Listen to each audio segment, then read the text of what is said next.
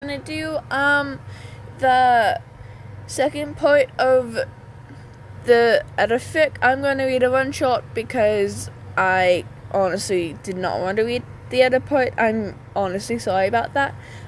This fic is Unlikely Perch, or 5 times there was a kid on Chandelirmer and 1 time it was a toddler. Summary. Are you supposed to be up there? Clark blinked up at the small child on the chandelier by the witch boy. One of the main ships is Clark Kent x Bruce Wayne. So I guess let's just get into it. Are you supposed to be up there? Clark blinked up at the small child on the chandelier and frowned slowly. Wait, are you supposed to be in here? The small child set the jaw and turned away from Clark. Clark heard a tiny, soft, quiet scoff that accompanied the motion. Although obviously he wasn't intended to be able to hear it, Clark watched the child for a few minutes longer and hesitated. And then continued inside. It wasn't often that Bruce asked for him, so he wasn't of mind to keep Bruce waiting. Chandelier child, oh no, or not. But Clark hesitated at the door and glanced at the child on the chandelier. It couldn't be safe for the kid to be up there, could it? And how did they get up there? And look, Clark's eyesight was perfect, better than perfect even, but he couldn't wrap his mind around the yellow eyes he thought he'd seen, or the overly wide pupils dilated in dimmish indoor light. Mr. Kent. Not Kent. Kent. Clark jumped and turned around. Of course, Alfred was one of the few people to be able to sneak up on him. Bruce was one of the others on a few lists. Alfred, he smiled, although the notion felt a bit forced. As a kid, Master Richard, Alfred agreed. He sighed and looked past Clark at the kid on Chandler. He has an unfortunate growing attachment to his perch. We have given up on our attempts to keep him from it. He looked back at Clark. Do come. Master Bruce is waiting in the study. Of course. Of course, Clark said, and Alfred led Clark through several winding hallways. Clark had at one point tried to memorize the halls. He since come to the conclusion that the halls actually shifted and changed because even his photographic memory couldn't seem to pin down where the halls were supposed to be. Clark also suspected that Alfred is some kind of shade around in it. There had been no reason for Alfred's uncanny ability to just be around without setting a single of Clark's senses up upon his approach. Clark was also however too polite to ask, even if the curiosity of it constantly nagged at him. Alfred opened the door to the study and bowed his head slightly. Inside the office, Bruce appeared to be finishing out a stack of paperwork, with the newly minted Commissioner Gordon co-signing a few of them. Oh, sorry, I didn't know you had company. Should I come back, Clark? Bruce glanced over at him. No, actually, he signed the last paper and set it aside. I have a few copies to send over to the courthouse. See you later, Jim, he muttered. Anything else needed? Commissioner Gordon asked. No, I don't think so. Thank you for your patience and understanding. I know how strange it is with the kid and all. Gotham's a strange place. Gordon shrugged. See you around, Wayne. Bruce waved lightly at the commissioner, made his way past Clark, and left the room. Then he turned his full attention to Clark. Did you meet the kid? Richard, right? Mm-hmm. No, I didn't meet him per se. He's, in your front hall, Chandelier. I expected nothing less at this point, Bruce sighed, scrubbing a hand over his face. I need a second witness for some of these documents. You don't have to. Alfred could, but I appreciate it if you would. He turned the documents around and pushed them to the side of the desk that Clark was on, then flipped over the top few pages to the sticky note on the stack and motions at the bottom of the page. Clark sat closer, though he didn't necessarily need to do, in order to read the papers. Adoption papers, he glanced at Bruce quizzical. The kid, Bruce nodded. And it's a strange situation, Clark summarized. What happened? Who is he? Even as he spoke, he did factor the signed papers along with the empty lines. Have you ever heard of the Court of Owls? Clark paused and then forced himself to continue signing pages. He flipped through a few of the pages down the stack that it was practically mechanical, and he stopped reading on so he could pay attention to Bruce, not just his words or tone or body language, though all of those as well, but his heartbeat, his blood pressure, how fast he was breathing. He lost himself in the small details, really. He lost himself enough to actually sign at least 2 separate papers on the mirror on his signature being there. The Academy legal guardian of the children, anytime or anywhere else. This would have been caught a little later amended, if not completely redone. This was, however, Gotham. Gotham didn't care so much about paperwork nowadays, and was more like to smooth over a few spots of weirdness for the sake of time. Then asked Bruce, Hey, what do you mean to make this... Hey, did you mean to make this more, Bruce? Reporter, your child's code guardian? Or to say, it did take Clark a while to learn that legally he apparently had a kid with Bruce Wayne. And it was all parts and to the party of the weirdness of Gotham's legislative system, which outside systems didn't usually generally try to interact with or affect. The court of Gotham's former diseased and has been for many generations. To summarize, I could tell he was dead serious. I've been trying to root them out, find the source. It's difficult. I wouldn't ask for your assistance. They're dangerous. They have far-reaching political and social powers, not just in Gotham. They're merely the strongest and most untouchable here. I'd rather not put you or yours at stake, Bruce continued. Clark hummed to show he was listening. The child was one of the assassins. Clark stopped his processing of work through the sticky note at the paper stack. He frowned and looked at Bruce. The kid? He can't be much more than 10 at most. No, he can't, Bruce agreed. His mouth was set in a grim line. The court calls their assassins talents. They're undead. As a technical line, their blood has changed, their eyes have changed. They're basically the products of an unhinged mind and unethical science. Most of them seem little more than vegetables. Here, Bruce glanced away. Clark could hear shame the minute of Bruce's vocal patterns, heartbeat, blood pressure, the clench of his jaw. Bruce? Clark pardon. Most of them are in some sort of storage. I don't think they feel pain in general, but I'm not sure if I made the right choice. I'm not sure if killing someone that's already dead might as well still be dead is the same as killing a person. I'm not sure if I want to know. A child?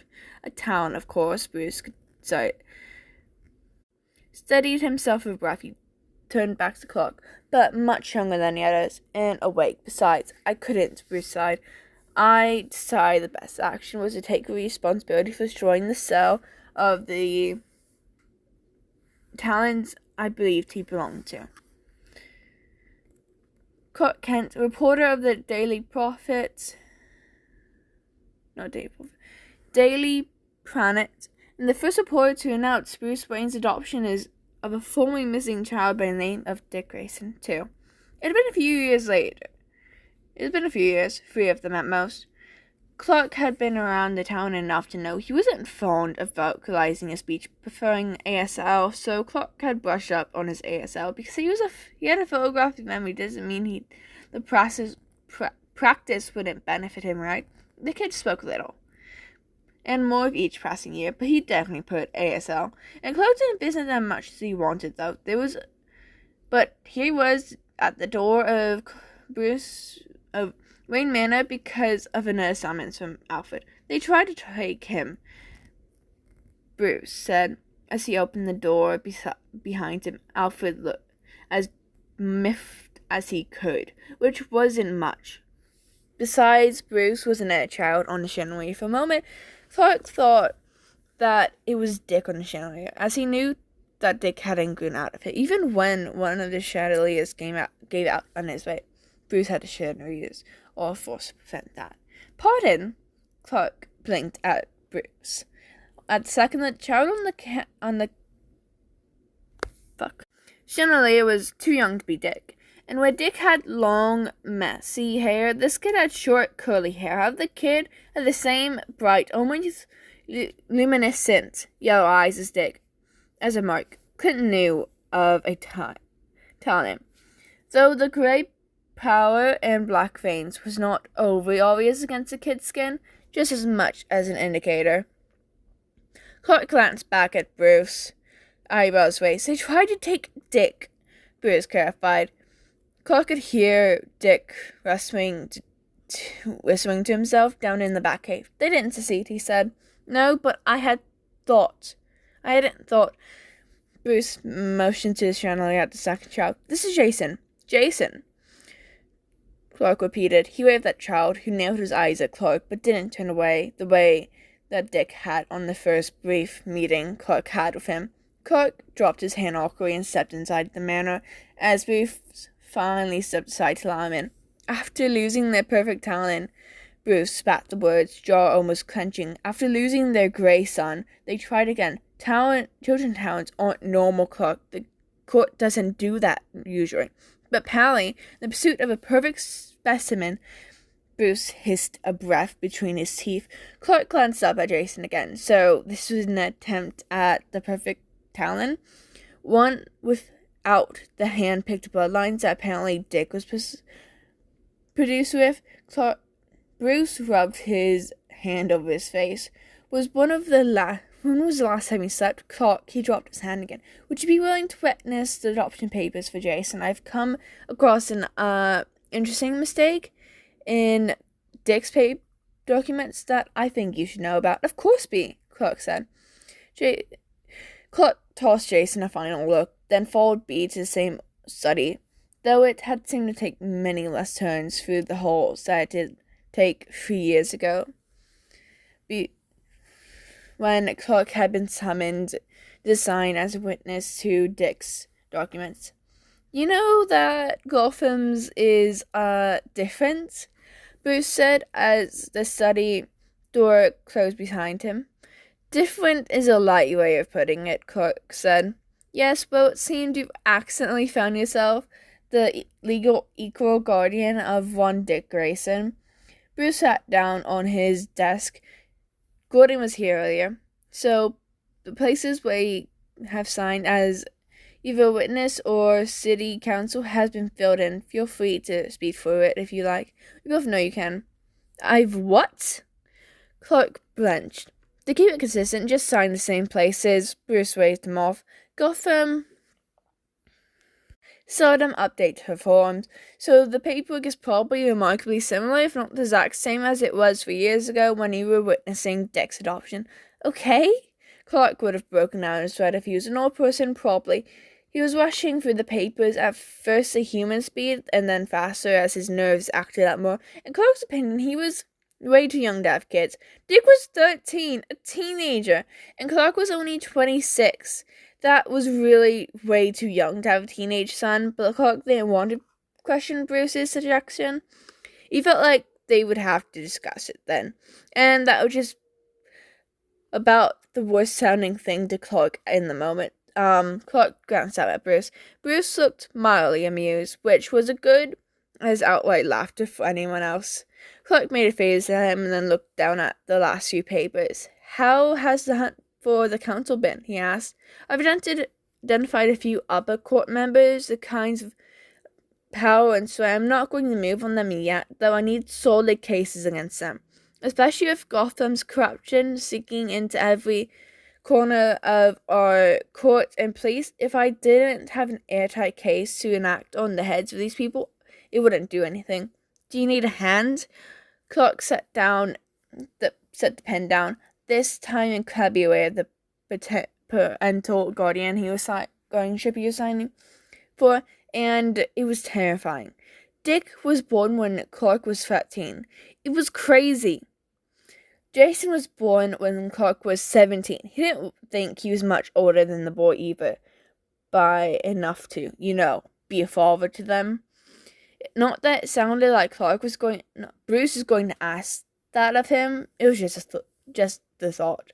Clark made a mental note to call his mother later to talk about being a co-guardian to two trouble boys, one of which was already in his teens, both of which apparently had to sit on chandeliers in Bruce's front hall. Later that day, just as Clark was about to call his mother, his phone rang. On the other end, Lois gently let Clark know that her birth control had failed. After suspecting something was up, Lois had gone to test and found out she was pregnant. "It's yours, Marville," she said. "Not that I'm asking you to do anything. As far as I'm concerned, the little guy's gonna be born. That's my choice and all, right? Right? But I thought you should know. I'd like to be involved," Clark said, a little winded, "if that's okay." "It would be preferable, actually." Clark could hear her adjusting her phone against here. "I'm not actually sure what I'd do with the bug if you weren't in the picture. I'd just figure it out. Sure, but it'd definitely be preferable to go at it co-parenting style." They weren't together anymore. They hadn't been together long. All the same, Clark had a feeling that they would make good co-parents. 3 more years later. At this point, Clark almost expected the summon. He hadn't, however, predicted the exact same weekday, so he ended up with a day that he had John. Just about 3 years old at that point. That was fine, though. Even if Clark would have to drive down from Metropolis instead of flying, John was 3 after all. He could talk, communicate, and 3-year-olds weren't exactly masters of keeping secrets. So Clark limited his supermaning around the child as much as possible. Lucky for Clark and John, both if Superman level emergency. Jimmy Olsen was always happy to babysit. Yeah, anyways, Clark was at the door of the Wayne Manor for a third time. In terms of summons related to all of it, Clark didn't want to assume that Bruce had managed to pluck another Talon murder baby assassin out of the court's clutches, but he had a feeling that it would be the exact same case. Alfred opened the door. "Ah, Mr. Clint and Master Jonathan." "Hi, Alfred," Clark greeted. "Is B in the study?" "Indeed, I will show you the way." Alfred took John from Clark's hand. It felt natural to let the cryptid-like butler to take the child, and Clark was sure John would be safe and happy in Alfred's care. John in Alfred's arms, Alfred led Clark through the halls. Before Clark followed Alfred, though, he looked up at the chandelier. He always did. And there was almost always a kid up there. But yeah, a new one. A talon on the chandelier had their head tilted, bobbing black hair sprayed almost whimsically. They walked the chandelier back and forth gently and observed Clark with the same yellow eyes of the other two kids. Clark looked at the kid peacefully and returned to following Alfred. They took at least 6 right turns in the hall and not a single left turn, and eventually came to the study. But Clark was starting to think that Wayne Manor itself was playing a joke on him and his superhuman senses. Obviously, 5 right turns in quick succession was unlikely to lead anywhere but back to the place he started, not a study. That was presumably on the other side of the house, but it was what it was. "I will be watching the young sir," Alfred said. "Thanks, Alfred." Clark grinned at him and then let himself in the brief study. "B, Clark, how would you like to witness an adoption for my first daughter, Cassandra?" Bruce glanced at Clark. He was wearing a pair of red reading glasses, and Clark's brain took a moment to reboot. Bruce had already taken the reading glasses off by the time the rebooting process finished. "Of course, B," Clark said. "And while you're here, would you like to look over the documents for your son's college trust?" "Which one?" Clark said before really think about it. "Which trust?" Bruce raised an eyebrow and gave a small, secretive smirk. "Son," Clark said lamely. "You can look them all over if you like." Bruce opened the drawer on his giant monopoly desk and he drew several folders. All 3 college trusts have been looked over by Lucas, and 3 of them are soon to be 4 upon Cassandra's official introduction into the family, at which point Lucas will probably look over hers as well. He offered Clark the folders. He made John a college trust fund. Clark looked from the folders to Bruce. Well, I can't. I will have the legal co-guardian of my children be neglected in terms of his genetical offspring future prospects. What kind of pseudo stepfather do you take me for, Clark? Bruce asked, through with a touch of humor in his eyes. Clark glanced through the trust fund documents and then offered them back, his eyes even wider. That's a lot, B. It's nothing to me, Bruce scoffed. B, it's nothing, and I won't hear more about it, Clark. Thanks, Clark cleared his throat and pulled back the stack of adoption documents close in order to sign them, as per usual. And how weird was it that it was usual in the first place? He also filled in the places that marked him as a legal guardian of the girl. Lewis fixed over some monopolist documents earlier. Bruce said. Clark couldn't quite figure out what was weird about that statement for a moment. What? And then clicked. She faxed documents over? She didn't email them? I suppose she knew it would be more dramatic to have the fax machine going off next to me as I attempted to get the appropriate documents for my latest talent acquisition. Bruce gave a self-deprecating smile. He obviously didn't consider his children acquisitions, but it was a handy phrase for casual conversation, Bruce could suppose. What did she fax over? Clark asked.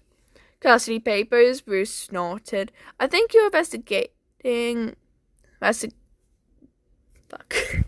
investigative reporter exited a little investigative dig into our interesting situation. He turned the fax machine and picked up the papers that had been neatly placed in a tray. She turned over papers regarding John. He passed them to Clark. I'm flattered that she would entrust her son to my potential custody, but she perhaps got the wrong idea of our situation. Clark flushed a little at looking at the papers. I mean, it would be fair, he mumbled, and it would make it a lot easier to spend money on the child. Bruce agreed. Clark offered the papers back. If you want to, he shrugged. I think I'd rather want to, that is. Bruce picked up the pen and went to work, humming lightly. Papers dealt with. Bruce followed Clark onto the foyer. Off to the side, in the first end, there were 3 talents. 16-year-old Dick, 12-year-old Jason, and 10-year-old Cassandra gathered around Alfred and John. Dick was doing bird imitations, singing on chickadee calls and pleasant little trills. John giggled at Dick and floated a bit. He tended to do that, a bit of floating when happy, which was honestly very stressful for Clark. Clark hadn't flown until he was in high school, and he seldom floated beforehand. It was a little terrifying to see that John wasn't following Clark's pattern of power acquisition. Alfred didn't allow John to float off, thankfully, but Clark could see the weight go out of his shoulder as John clapped his fat little hands together and babbled at Dick. From Alfred's lack of surprise, Clark could imagine that John has been doing this happy float for a bit by then, or Alfred would have been really unflappable. Or Alfred was really that unflappable. Jason was making faces at John, which John also enjoyed. Cassius held John's little hand and smiled at him. 4. John was 6 and Clark had him once more when the fourth call came in for Italian adoption. For once, Bruce actually communicated as such over the phone instead of asking Clark to come over and being his usual cryptid self. This actually concerned Clark, however. It wasn't like Clark wasn't over at the Wayne Manor a bunch anyways, because he was there a lot. It was just like an extra visit, really. An unplanned extra visit. Daddy!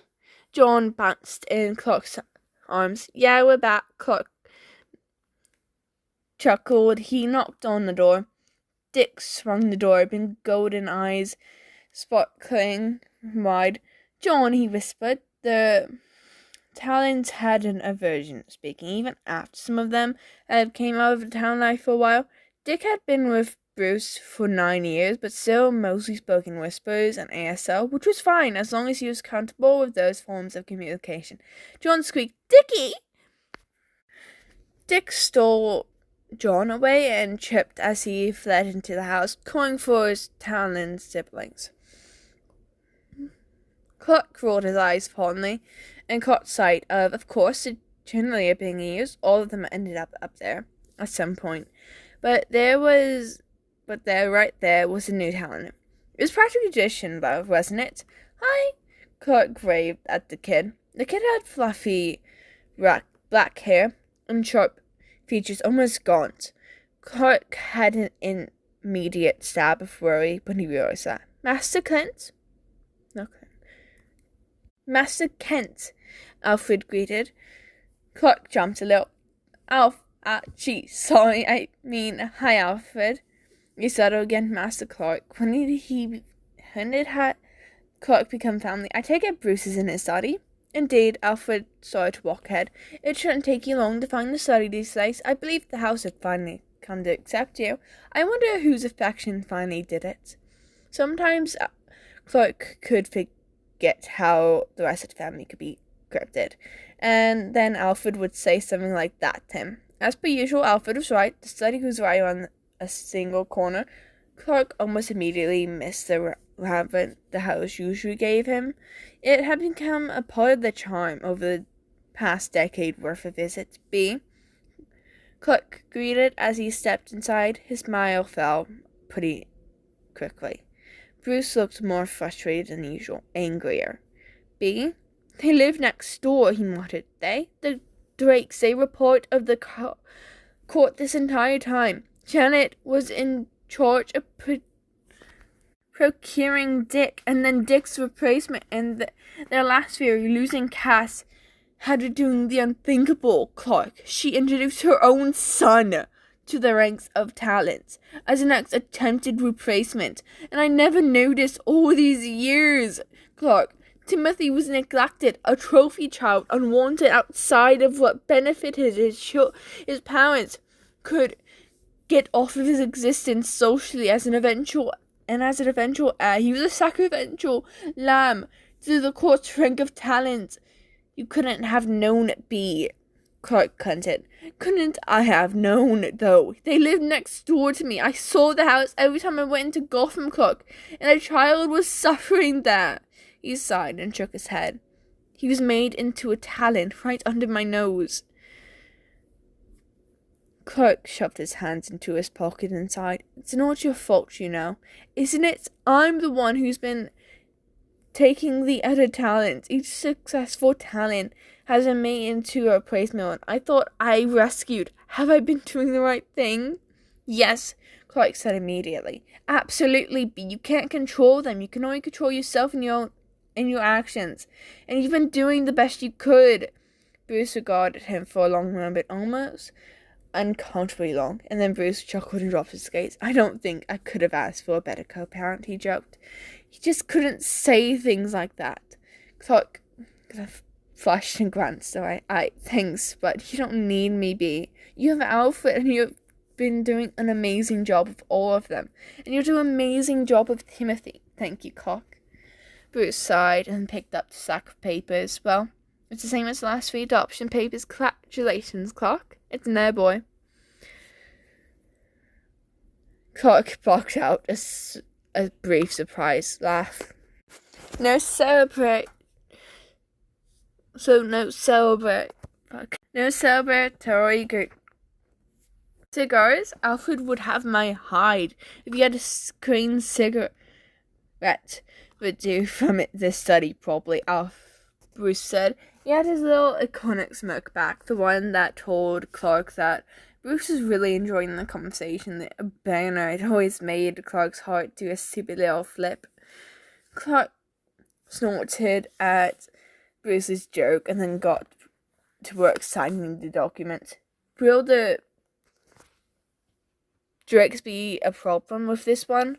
No, unfortunately, they died in an accident, but did by the court for Janet Drake repeated failure proceeding a suitable replacement for their grayson. They obviously kept Timothy and used him in that capability anyways, but they still pulled the strings that ended with the Drake's death. Unfortunate. Clark had all about finished already. It wasn't hard to fill out the same paper multiple times after all. It all became habit, except the last page was different. He stopped at that page. I would have rather had seen them in the court of law, yes. Bruce sighed. B, what is this? Bruce glanced over. Oh, a joke. Bruce stared and reached paper in poor taste. Alfred must have put in the stack. Clark pulled the paper a bit close. I mean, if it would make the process easier, there are things, I mean. It's not usually why people fill out these forms, Mr. Kent. Bruce smirked. Clark glanced down at the civil union form. I know. Well, feel free if you wish. It certainly would be nice to be off the market in official capability, but do remember that I technically own the paper that you work at. And I know you mostly think of the boys in class, but you should consider the wider implications of a union, even if only on paper. Clark filled the form out with an approximation of a shrug, and then passed all the papers back. He didn't quite keep down the flush, though. It's not like I have anything else in mind in terms of partnership. Bruce looked at Clark, possibly through him. I suppose I could do worse. Clark and John were almost home once more when Bruce called him again. Clark listened, frowned, and turned back on heel. He passed John off to Dick and Jason again and made his way to the study, which seemed closer than the last time. Maybe the Silver Union form had an unexpected benefit. On one side, maybe the house was just taking it easy on Clark after receiving some frankly horrifying news. Clark entered the study and closed the door behind him again. A clone? Really? Partial? Bruce rubbed a hand over his mouth. Who? How? Bruce rolled his eyes and glanced at Clark. Lex. Clark sighed. He ran a hand through his hand, glanced around aimlessly. Flash and Green Lantern had found the clone. His genetic mix-up, according to Bart, he looked to be half Krypton and half human. I think we both know that Lex is narcissistic. It's not that human DNA be anything or anyone but him. Bruce continued. So I have another kid. Clark summarized. A little hoary. I've been told he's almost a teenager, physically speaking, but very young otherwise, days out of his tube.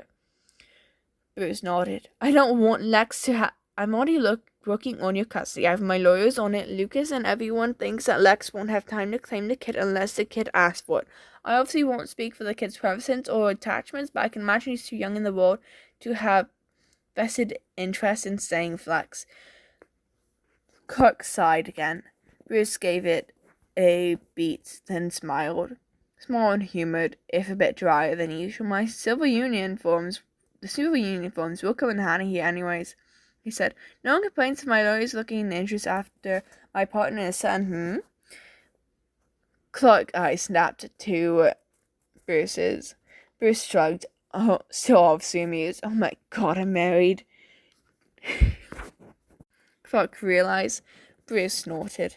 Bruce had sent in an invitation for Clark and John to stay at the manor while the crown mess was sorted. Clark agreed to it because it would be a lot easier than making trips back and forth. John was thrilled to have so many older siblings to play with. Alfred seemed pleased to have someone as young as John around, and if Clark wasn't mistaken, the kids were finding it convenient for their parent plans that Clark was with them for a few weeks. They even dragged him into things, which was probably one of the few things they dragged him into. Clark didn't let the paperwork sit long, which meant that he called Clark on the other day after he brought the child into family in order to have Clark witness and co-sign things. His name is Connor. Connor Alexander Kent. Although the only forms I could find him obviously didn't include Kent. Luther, Clark asked. Unfortunately, would you like to change his middle name? It still lacks his name. No, it's fine. Clark sighed. He looked at the clone. Connor was looking around in suspicion. He's been shunned from place to place. His whole process of getting his paperwork and situation sorted, he obviously didn't trust he'd been in this place for long. He didn't trust the talents he was surrounded with, and he certainly didn't trust Bruce or Clark yet. John trotted up to him, though, and Clark watched as John raised his arms to demand to be held by the clone. Connor looked down at him, perturbed. Timothy sidled up to the clone behind John and picked up the 6-year-old and offered the 6-year-old to Connor. Connor continued to look perturbed, but shifted his attention at the babbling 6-year-old to the 12-year-old Talon. Tim pushed John a bit closer, and Connor accepted him, although he looked terrified, as if he might break John or John would break him. He can stay here if you need time to process the non-consensual nature of existence, Bruce said gently. Clark gripped around the face, Bruce with wide eyes. That's a bit harsh, don't you think? I mean, the wording. You didn't agree to having your genetic material used in experiments, much less to create a child. Bruce disagreed. It's not quite the same as other situations, but doesn't mean it's right. And that doesn't mean isn't non-consensual. No, it's fine. We'll be fine, I think. I'm gonna take him to meet Mom and Pa, Clark said. Bruce nodded, pleased, impressed even. You can come along with the kids. Farm would do them well, Clark said. Bruce chuckled. I think I'll take you up on that offer, Clark. Tim sidled up to Clark on the last day at the Kent farm. Hey. Clark glanced down at him. Hi. He didn't know that Tim talked at all, but then again, Tim was an old person before becoming a talent, right? So maybe Clark shouldn't be so surprised. I'm gonna marry him, Tim muttered, looking anywhere but Clint. What? Gonna marry Corn, Tim muttered. Clark blinked a few times, and Tim was gone, but what lingered in his wake was a potentially messy foreshadowing. Not that Clark and Bruce were really together, but they were very married through the powers of forums and Bruce's lawyers. But it would still be messy. 5 boys. Clark poked around his apartment in hopes that neither boy had fled the apartment or taken to the skies. Again, for the 4th time this week, the 2nd time in 24 hours. No boys in sight. Clark sighed. Boys! He called, not overly loud, but soon enough that Connor and John would be able to pick up on the importance of listening, hopefully. John, now 9, appeared at the balcony. Dad! He greeted back. Pops! Connor slid into sight and landed on the balcony railing. Clark felt a headache becoming. Get inside before someone sees you, he rubbed his hands over his face. He was starting to understand the tired energy that Bruce gave off as Batman at League missions. Superpowered kids were difficult sometimes, in the way that normal parenting books simply couldn't begin to help with. "What's up?" Connor asked. He snapped his gum and sunglasses into his hair. Wait. Clark really hoped that his current look was a phase, but Connor seemed comfortable in his skin, so Clark had a feeling that the look would be around for a while. Even if it looked a bit like a 90s abomination crossed with Breakfast Club criminal characters, leather jacket, fingerless gloves, or absurdly round glasses, bright-colored pants, chunky boots. Yeah, definitely look. Not one that Clark would have picked if he had a choice, but Ma had raised Clark not to judge on appearance, and that it seemed like a common courtesy he could afford to his son. Half Luther or not. Bruce called, and had Talon. John hopped up and down and did a little floaty somersault in the air. Yeah, let's go! Connor hopped to his feet and set his sunglasses in place. If we fight, we'll be in there in like 3 minutes. Clark tried to argue, but both troublemakers Zoid making the sky. And as Connor finished his observation, that was how they got around Clark's no a lot of time. They just acted before Clark could say no. Clark sighed and followed their example, if only to keep them out of trouble. Clark faced off with the child. He was on the chandelier, as all the others had been when Clark first saw him. Of course he was his tradition. He was also the spitting image of Bruce, and Clark knew the whole civil union thing was a sham. It was only on paper and all that, but part of him still felt weird. His heart sank a little, even though the kid was 8-ish, and 8 years before, Bruce had only had 2 of his kids, Dick and Jason, and there wasn't even a hint that Clark would be signing ridiculous civil union forms. All in all, Clark knew he was being ridiculous, but yeah, his heart still did a little sinking, thinking about how that was definitely Bruce's son by blood, and Clark could Clark processed the golden eyes, the gray power, the black veins. Talon, right. It always seemed to be Talon lately.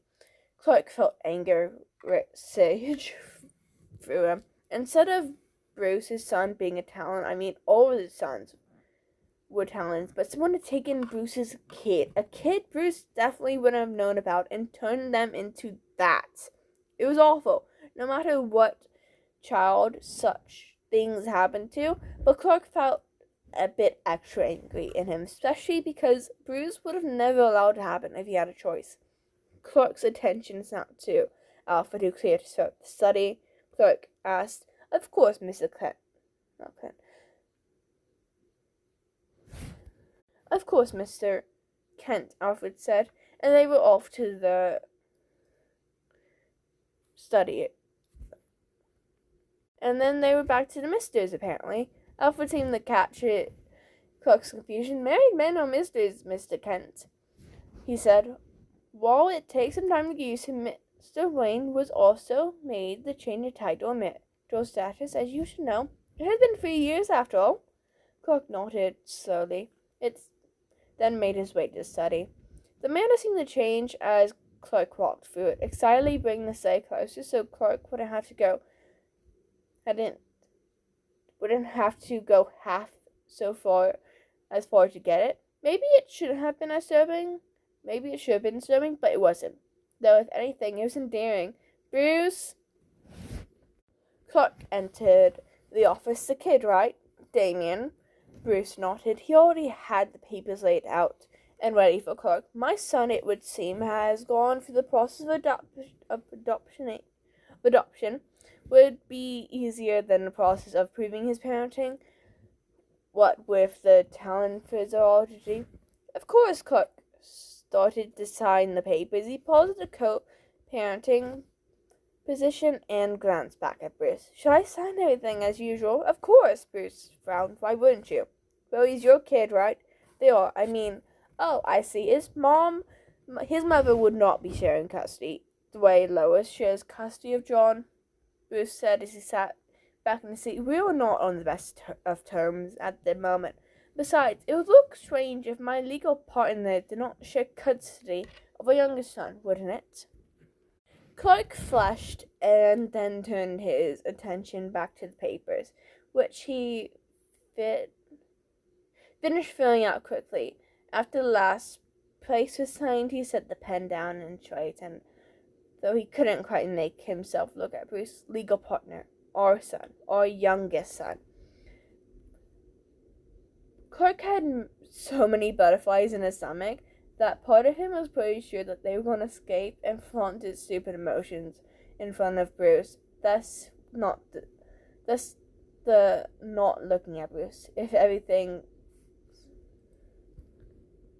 that's everything, Clark dared glance at Bruce, who only seemed to be significantly closer than Clark had been expecting, which sent a jolt of alarm that made happiness through Clark the more potent than a solar flare. Bruce just stood just within reach, a bit closer than necessary, pride, but not outright evading Clark's space. You know, I've been talking with our kids, Bruce started. Clark could imagine those conversations as much as bird calls as anything, much more ASL than spoken words, except with Tim, who took special care to speak clearly and precisely. Tim spoke like every word was a defiance, and defiance was a prize. A defiance that he prized his whole being. Even when speaking, choked him or tried to trip him up, his defiance against the court was apparently to keep the voice they tried so hard to take from him. Have you, Clark chanced another brief glance at Bruce. The children hadn't dropped their parent traps attempts in the whole last 3 years. They decided that subtlety wasn't working. Bruce smirked, witty and self-deprecating. Fair enough, I suppose. Not so much in the need that they were too subtle. I know that they were trying to, and I have a feeling that you did as well. Bruce crossed his arms and leaned over the edge of the decks. He had an air of affected calm about him, and that's what alarmed Clark to the underlying thumb of anxiety that even more than the cues of Bruce's heartbeat and blood pressure, the bodily tells of sweat. Oh my god, it was probably weird that Clark could tell when other people were sweating unregularly. Clark shifted in place and then mirrored Bruce's body language, if only for the feeling of safety that crossed arms leaned him. Clark, are you free this evening? Clark blinked. Come again? This evening, are you free? I'd like to take you out to dinner. What? Clark blinked at him, uncomprehending. Why? Can't a man just take his husband out on town without needing a reason? Can a man take his husband out on the town without needing a reason? Bruce tossed him a humoured grin, then glanced away again. You have been convenient so far. Are you breaking up for me? Clark tried a joke. It came out flat, though, especially since it was obvious that Bruce was doing pretty much the exact opposite of a breakup, and his last and probably ill-choice words were notwithstanding. No, Bruce snorted. They both stood in silence for a long minute as Bruce tried to gather hold of his emotion in depth. Lewis had joked that he only had 1 tablespoon of it while talking about his public persona, but she actually wasn't far off after all his emotion. Repression and constipation, Bruce had a much emotional bandwidth to spare, and he seemed to be trying to force it all to surface at once. Clark wasn't sure if he should be worried about that. You've been good, great, even. The kids, of course the kids love you, Bruce muttered. I love them too. Clark nodded. I'd be glad to be part of their lives. Bruce sighed, though it came off his own emotive laugh. He shook his head. Almost too good. Really, I've been ignoring it to the best of my ability. I think you've lost me. Clark, I'd like to take you out on a date. Clark adjusted his glasses and wondered incessantly if this was one of his more whimsical dreams. You want to take me out on a date? He echoed back. He winced. He always felt a little less bright when he was reduced to parroting things back in conversations. Yes, Bruce said, my children have encouraged me to at least make some attempts in romantic areas. You remained platonically married to me, especially in the last 3 years, Clark, and co-parenting my children for 12 years, and I would like... He sighed as the words escaped him. Apparently, he had already spent the emotional battle with Shorby. Clark unfolded his arms so he could rub the back of his neck. I'll go on a date with you. Dick assures me that you'll reciprocate my... Bruce paused again and looked a bit annoyed at himself. Besides, it was a whole house filled with people that had trouble of communicating in the normal societally accepted manner. It was actually kind of funny. Oh, except Alfred. He was a god amongst men. Perhaps literally to think about it. But the status of God amongst men certainly didn't stop the short of good communication skills. Interest, Bruce finished lamely. He thinks you have feelings for me. Clark gave a brief, nervous laugh. I can imagine that you would keep a civil union, let alone with a purpose, lack of interest in an extracurricular relationship. Did Lois tell you that? Of course. Clark rolled his eyes and dropped his gaze for, that's about it, though. I mean, yeah, I have feelings for you. I wouldn't agree to date if I didn't. Bruce nodded. Clark nodded. Both men were deep in their 30s at this point, just stood like awkward preteens. +1. Clark was at work when Bruce got the news. Bruce was in his study, going over a stack of million documents when Clark returned, because over the past 3 years, Clark had actually moved into the manor on a part-time basis. Returning to the manor after work was just going home after work. The partner was still around because it was convenient for his job at the Daily Planet. What? He was Superman. He could probably juggle his time in Gotham and Metropolis. Bruce was deep in thought. What is this? Clark walked around the desk to look over Bruce's shoulder. Bruce glanced up at him. Oh, welcome back, he said, a bit bland and distracted. If Clark didn't know he meant it, even at his blandness and most distracted, not that Bruce was usually good at showing emotional constipation just didn't disappear after all, though Bruce was to some degree beginning to work on it. Clark leaned down for a brief kiss. What's going on? He asked, straightening again. Bruce cleared his throat.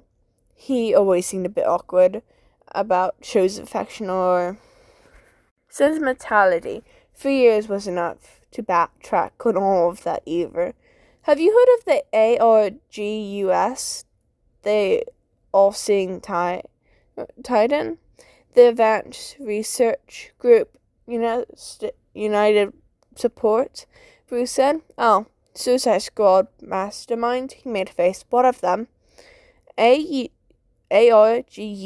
antenna of the Suicide Squad project.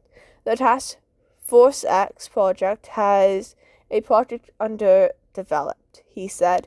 He continued with his measured, slow wording. There was a thumb of emotion underneath it, though. If Clark hadn't known Bruce so well, he probably would have missed it. But he did know Bruce, and he did not miss it. Bruce was angry. Underneath the controlled exterior, angry and horrified and maybe a bit sad. There were notes of other emotions in the mix, but because they were under surface, Clark couldn't glean on them from there. A project, huh? Clark turned around and leaned up against the desk. He looked down at Bruce. Bruce glanced up at him. Indeed, it seems that Walker is taking cues from these days. Well, that doesn't sound very good. How so? Cloning. There appears to be a cloning operation in the works, kept under wraps and away from the public. The same care and secrecy Tax X-Force is kept from the public. It's still new, thank God, but Bruce clenched his jaw. But Bruce glanced down at the desk. I thought I had a pretty good idea of what kinds of emotions you must have felt when you first became aware of Connor. Bruce said, I don't think I quite understood the whole of it. Now, though, it may be a different level of betrayal from how you and Lecter once have been friends a long time ago. Clark cut in. Bruce nodded again, but didn't look up at Clark. But the betrayal of bodily autonomy wasn't something I fully expected he went on. The idea that someone not only had access to you and your genetic code, but also decided that genetic code to use that you had no say in it. I hadn't even counted on the hopeless, infuriating undercuts that could have persuaded themselves. Clark's frown deepened. He pulled his glasses off and dropped them onto the desk and ran a hand through his hat. Do I need to have a chat with Walter?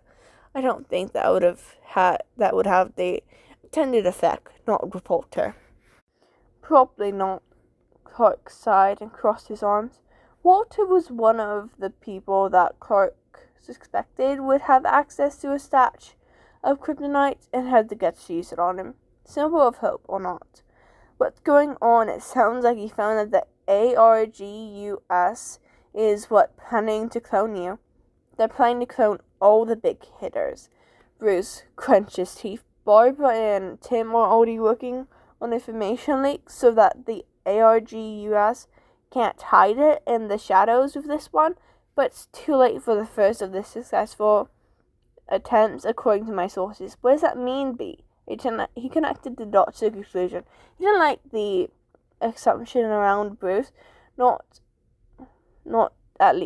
least, because he knew Bruce would use it as a teaching moment, pick apart the ways Clark had came to his conclusion at the very least, if not go into an entire lecture on the deduction in reasoning, assumptions, and how much or little value gut instincts had given summation.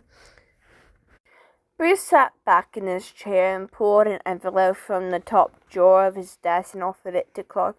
Instead of an artificial loom, a test tube as your son had, ARGUS used a surrogate who wasn't aware of the preambles of her pregnancy implications. Paperwork I've received indicating that this young woman thought she was getting into.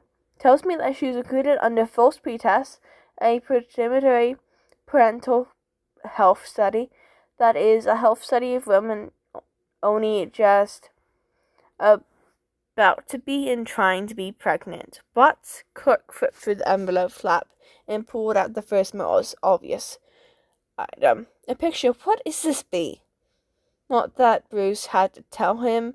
The broad strokes of it, the picture was obviously a child. He had black hair, blue eyes, a stubborn little frown on his face.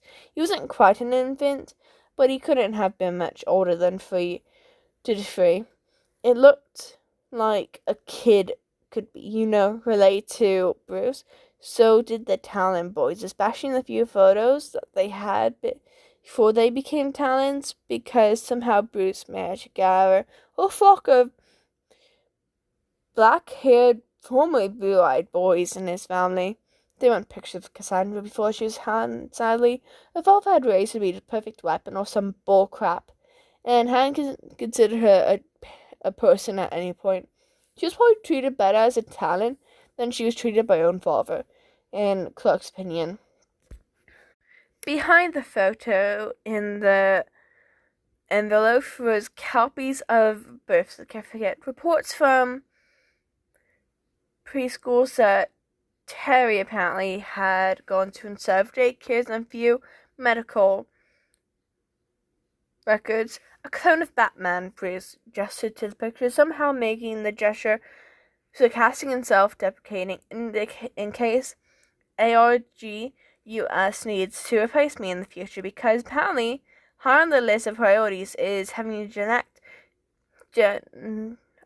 genetic duplicate of me that they can bend to the will when I'm no longer able to act. They haven't acted on me other than trying to bring me under the ARGUS umbrella once or twice, but they want to have control of major powers going forward, replacing my major players if they die out or retire.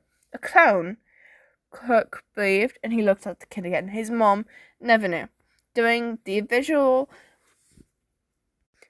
portions of the fake study, they knocked out participants and essentially took an unethical human experiments. The documents of such is still being compiled, but the gist of it is the end justification memes mentality. And adoption papers. I thought you said he had a mom. A car accident, Bruce said.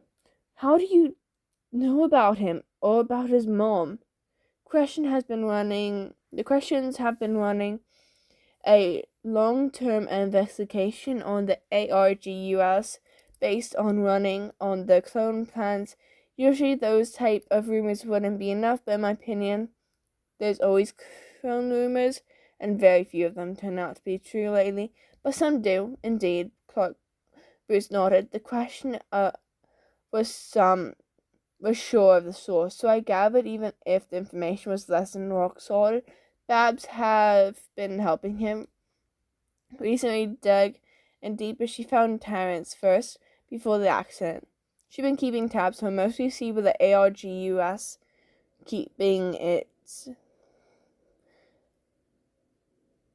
might be keeping its players in terms of keeping an eye on and control of their future Batman replacement. Did the ARGUS cause that? Bruce was always shaking his head. No, it's a matter of statistics. I'm afraid the car accident are leading to death. Clark, she was one of the unlucky ones, I'm afraid. It wasn't even her fault, but her death put a target on Terrence's back. ARGUS had an opportunity to pull Terrence in close, to pull him and catch someone who knew of his purpose and could further their agenda on a daily basis. That's why the information was released to me in full. What about his father? Bruce shook his head. Not in the picture. Mary McJens? Bruce pulled out a new file and handed it to Clark. Mary was a career woman. An astronomer who took her career seriously, but who was ready for and wanted to begin a family. She was elected for an artificial insemination. There are medical and career files promoted. Oh, Clark accepted the new papers and glanced through them. So, how do you feel about having a new child in the house again? Damien is still a child. Clark smiled at Bruce, mostly. And Connor is technically 6, Bruce agreed, also smiling. He sobered quickly. However, Terry needs to be protected from the ARGUS, especially while this program is being exposed and shut down. They may try to erase any and all proof of their misdeeds while things begin to come to light, and Terrence might find himself in their crosshands. Of course. Cook sobered up. Of course, B. Honestly, I don't think I expected any less from you. You have a big heart for kids. Bruce shifted uncomfortably. That's not what my kids say. Our kids. Clark teased. Right. How are you going to do this? Just adoption. I'm going to claim to be his biological father. Bob was already looking on racing records of Mary McJustice, medical, as he in regarding to IUL. I know it's not the most morally sound option, but it is the best in regards to the courts outside of Gotham and such. Lucius and Alfred are helping me come up with the cover story for how and why it's hidden. Unfortunately, you'll be a tale of infidelity, I'm afraid. I won't hold it against you, Clark snorted. It's just a story. Yeah, it was dubious. It was morally dubious, but Clark trusted Bruce's judgment, honestly. He knew Bruce's heart was in the right place, and Bruce wouldn't go about weaving a story if he didn't think it was alright. If he didn't think there was a right reason to do so. Hopefully it wouldn't be disrespecting Mary's memory too much, making more amendments to her personal history. Clark leaned off the desk. Bruce accepted papers back from Clark and pushed a stack of adoption papers closer. I suppose so, he agreed. Terry was so sorry, but I will not be able to finish the fic at the moment. It is currently 1 a.m. when I'm recording this, and my sister is currently looking like she's about to murder me because we share a room and she's exhausted and wants to go to bed. So I'm sorry, but I have to cut it short right here. I'm so sorry. Goodbye.